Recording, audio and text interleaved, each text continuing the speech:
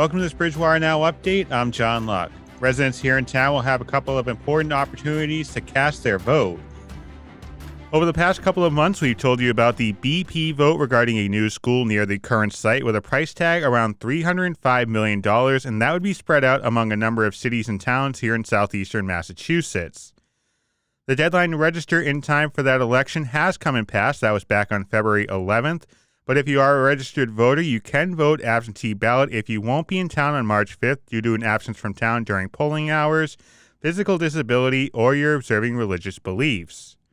The vote will take place, as I mentioned, on Saturday, March 5th from 9 a.m. to 3 p.m. at the Bridgewater Middle School located at 166 Mount Prospect Street, also known as the old BR High School.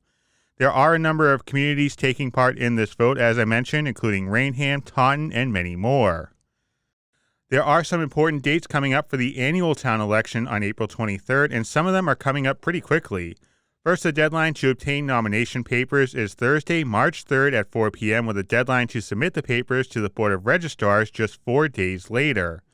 The last day to file nomination papers with the town clerk is March 21st at 5 p.m., and the last day to withdraw from the ballot is the following Wednesday.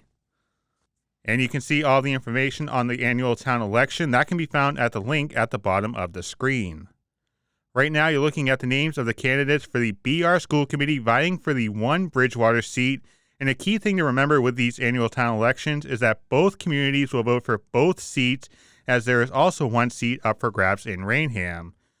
While ultimately 2 people will be voted on to the school committee, 3 people will be voted on to the public library trustees. The annual town election will take place at the middle school, again, that vote coming up on April 23rd. There will be a vote for the town council, but that is expected to take place later on this year.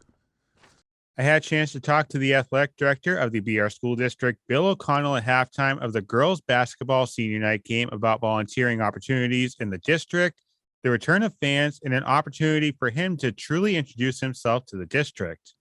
Things starting to get back to normal here, but I think one takeaway here, as we're starting to notice at BTV and here at the regional, is that need for volunteers and people to kind of help out around the program, because there are a lot of things that people can help out with day to day. I mean, filming games or anything like that. There's always something for people to do here if they need something to volunteer for. Right. Yeah, I know our booster group, FOBRA, is always looking for volunteers, help with concessions. We do concessions at the basketball games, football games, or just join the board. They have one meeting a month. It's been virtual lately, so it's pretty easy to do.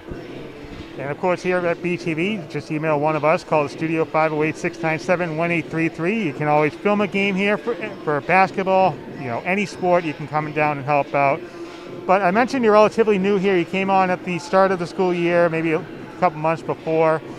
For people that maybe don't know that we have a new athletic director, can you introduce yourself to the town a little bit? Yeah, I'm Bill O'Connell, started in July.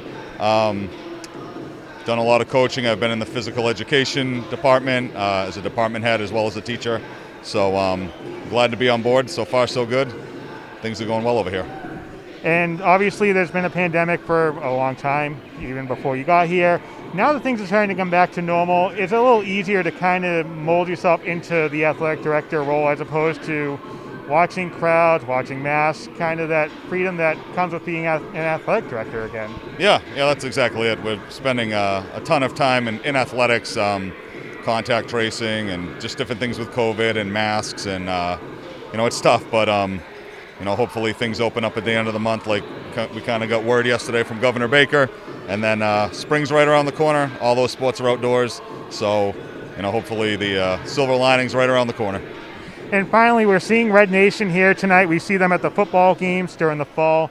The importance of having students and other teams kind of support each other. How important is that as the athletic director to have those crowds? Because there are some games that there's 4 people. There are some games that there's 450 people.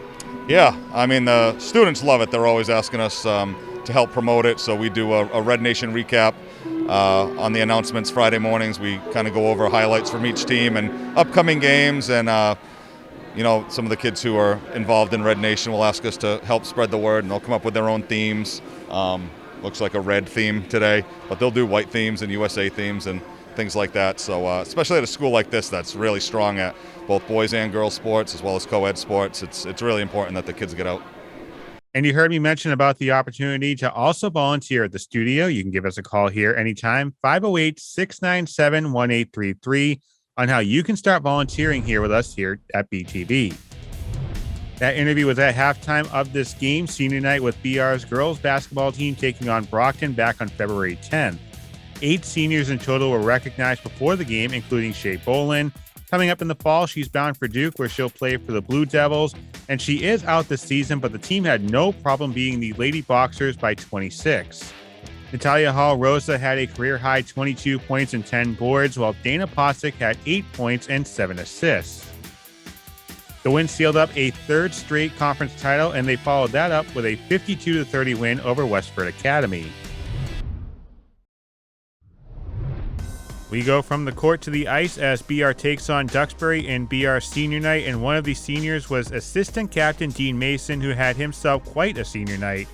We get things going in the first period. The Dragons scoring first here as Tyler Walser serves one up for Michael Graham in front of Richard Popson to put the Dragons in front 1-0, but the scoring far from done here. As the Trojans would be on the power play, Michael Dolan getting hit. That allows just enough time for Ryan McGinnis's one-timer to tie the game at 1 goal apiece, as we'd be far from done offensively. Going to the second period now, as the Trojans lose it in their offensive zone, allowing Duxbury to go on a 2-on-1 breakaway, and unfortunately for BR, one of the two was Captain Brady Glass, who sneaks one nicely behind Popson's glove to put the Dragons in front 2-1. But that wouldn't last long. How about 13 seconds later, that aforementioned senior Dean Mason firing one from the dot to tie things up at 2 goals apiece in what would be a back-and-forth affair. But unfortunately for the Dragons, BR stepping on the gas pedal here. They'd be on the power play just 2 minutes later. McGinnis taking a scenic route behind the net with a nice pass to Mason for his second goal of the night to put BR in front 3-2. Still in the second period, BR showing why it always pays to pay attention. To the point now, to the point, to the point. They get it now to the have point. shot. Gabriel's shot.